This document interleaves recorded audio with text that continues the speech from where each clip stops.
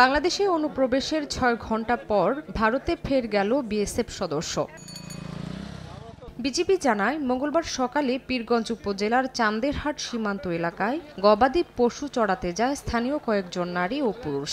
এ সময় ভারতের দক্ষিণ গৌরীপুর ক্যাম্পে বিএসএফ সদস্যরা তাদের ধাওয়া দেয়। পরে উপল কুমার সহ ২ বিএসএফ সদস্য বাংলাদেশের প্রায় ৩০০ গজ ভেতরে অনুপ্রবেশ করে। পরবর্তীতে বাংলাদেশের নাগরিকদের গুলি করতে চাইলে একত্রিত হয়ে উপল কুমার নামে এক বিএসএফ সদস্যকে আটক করে পাশের কোনাপাড়া গ্রামে নিয়ে আসা হয়। চান্দেরহাট সীমান্তের বিজিবি ক্যাম্পে খবর দিলে ওই বিএসএফ সদস্যকে আটক করে বিজিবি। ২ জন আসছে, তারা একজন ভয়ে পালে গেছে আর একজনকে আটক করা হয়েছে। যেটা আমাদের বাড়িঘর, তারা সেখানে হামলা দিতে আসছে।